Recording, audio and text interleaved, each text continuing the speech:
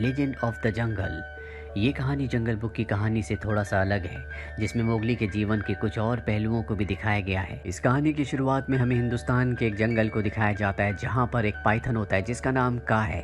वो शेर खान को देख रहा है, जो कि एक बंगाल टाइगर है, और शेर खान ने आज जंगल के कानून को तोड़ा है क्योंकि उसने इंसानों को मारा है। वहीं दूसरी तरफ हमें एक पैंथर को दिखाया जाता है जिसका नाम बगीरा है, जिसे एक छोटा बच्चा मिलता है और उस बच्चे को वुल्फ की फैमिली के पास ले जाता है।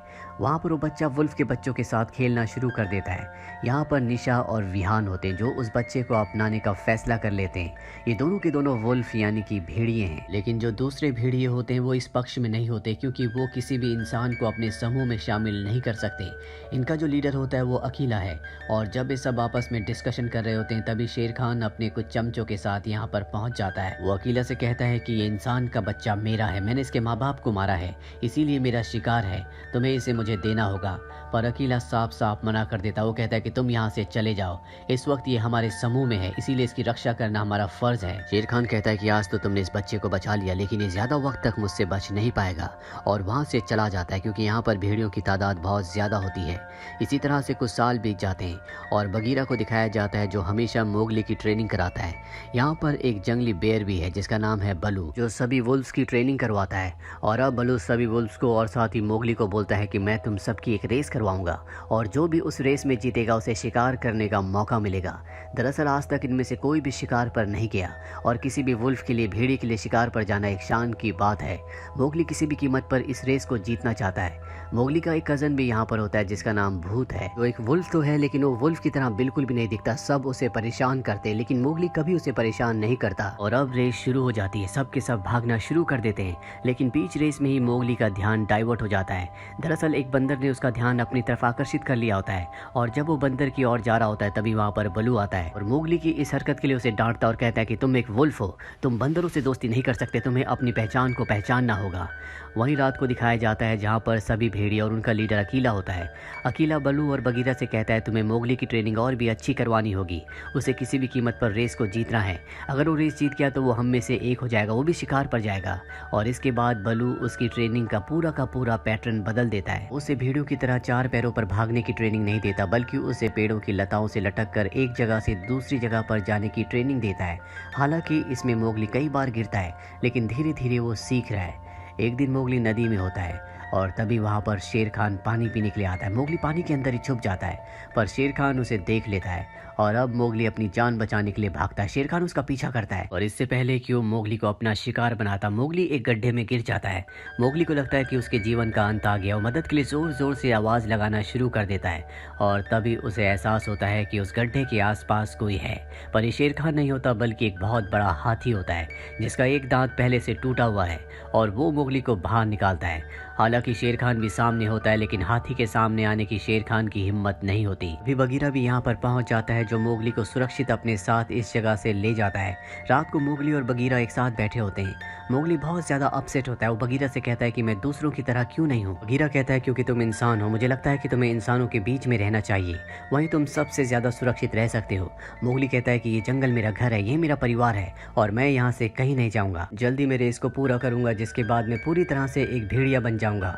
यहाँ पर बगीरा उसे इंसानों की बस्ती भी दिखाता है, जहाँ से एक हाइना लौट कर आ रहा होता है। दरअसल वो चुपके से इंसानों की बस्ती में उनके जानवरों को खाने के लिए गया था, लेकिन वहाँ पर आग से उसकी पूंछ जल गई होती है। मोगली हाइना से पूछता है कि तुम्हारी पूंछ को क्या हुआ। वो बताता है कि इंसानों के पास एक ऐसा हथियार है जिसे वो आग कहते हैं, जो सूरज से भी ज्यादा गर्म और रोशनी से भी ज्यादा चमकदार है।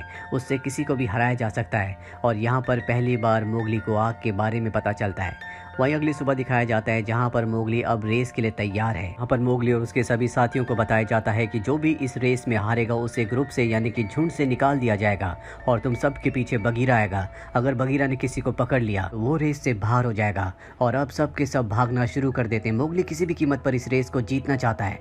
एक पल ऐसा आता है कि मोगली रेस को जीतने वाला होता है, लेकिन तभी बगीरा उसे पकड़ लेता है। हालांकि बलू वहां पर आकर बगीरा को मोगली को छोड़ने के लिए कहता है, लेकिन बगीरा ऐसा नहीं करता और मोगली इस रेस रेस को हार जाता है। इससे मोगली को बहुत गुस्सा आता है। वो सबसे गुस्से और दुख में कहता है कि बगीरा ने मुझे जानबूझकर पकड़ा क्योंकि मैं सबसे अलग हूँ। बगीरा और आप में से कोई नहीं चाहता था कि मैं इस रेस को जीतूं।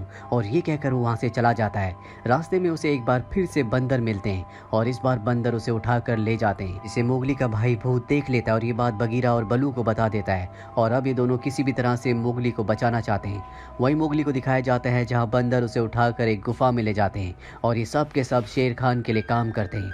मोगली के सामने शेर खान आता है और कहता है कि अब तुझे मुझसे कोई नहीं बचा सकता। वो अपने नुकीले पंजों से मोगली को जख्मी करता है और इसके बाद वो उसे खाने वाला होता है कि यहाँ पर बलू और बगीरा पहुंच जाते हैं। बलू और बगीरा मोगली को बचाने के लिए आगे बढ़ते हैं। बंदर उनके ऊपर हमला कर देते हैं। शेर खान के पास अब मौका है कि वो मोगली को मारकर खा जाए, लेकिन तभी वहाँ पर का आ जाती है जो कि एक बहुत ही बड़ी पाइथन है और वो मोगली के चारों तरफ अपना घेरा बना लेती है और शेर खान से कहती है कि तुम्हें इस बच्चे को छोड़ना होगा, तुम यहाँ से चले जाओ।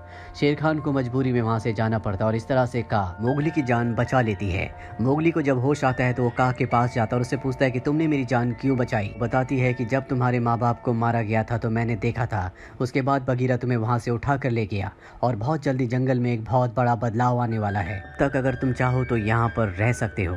वहीं हमें भेड़ियों के झुंड को दिखाया जाता है जो शिकार करने के लिए जाते हैं। झुंड का जो सरदार है जिसका नाम अकीला है वो बूढ़ा हो चुका है, इसीलिए उससे शिकार छूट जाता है, वो शिकार को नहीं मार पाता। और अब शेर खान वहाँ पर आता है और सबको यहाँ के कानून याद दिलाता है कि अगर झुंड का सरदार कोई भी शिकार छोड़ेगा तो इसके बाद कोई भी भेड़िया उसे चैलेंज कर सकता है और लड़ाई में जो जीतेगा वही सरदार बनेगा। इसीलिए सब के सब भेड़िया आपस में लड़ना शुरू कर देते हैं। पर अब मोगली भी यहाँ पर पहुँच जाता है। वो सबको लड़ने झगड़ने से मना करता है लेकिन कोई भी उसकी बात नहीं मानता। इसीलिए मोगली यहाँ से भागकर इंसानों की बस्ती में जाता है जहाँ से एक मशाल यानी कि आग ले आता है। वो आग शेर खान को डराने के लिए लाया था, लेकिन यहाँ पर सभी भेड़िए भी आग से डर जाते हैं क्योंकि आग वो चीज़ है जो पूरे जंगल को जला सकती है। और अब सबको लगता है कि मोगली कभी भेड़िया नहीं बन सकता, वो एक इंसान है, इसीलिए उसे झुंड से जाने के लिए कहा जाता है। मोगली झुंड से निकलकर इंसानों की बस्ती में जाता है जहाँ पर इंसान उसे देख लेते हैं। वो इंसानों को अपने इतना करीब देखकर डर जाता है, वो उन पर हमला करना चाहता है और तभी पीछे से एक हंटर उसके सर पर वार करता है जिससे मोगली बेहोश हो जाता है। और जब मोगली को होश आता है तो वो एक पिंजरे के अंदर होता है। इंसानों का ये एक गाँव है जहाँ पर सुबह सब काम कर रहे होते हैं। यहाँ पर हंटर मोगली को खाने के लिए खाना देता है, लेकिन वो इंसानों का खाना नहीं खा सकता क्योंकि वो बचपन से भेड़ियों के साथ रहा है, ना ही उसे इंसानों की तरह खाना खाना आता है। रात को बगीरा मोगली से मिलने के लिए आता है। मोगली कहता है कि मुझे यहाँ पर बिल्कुल अच्छा नहीं लगता।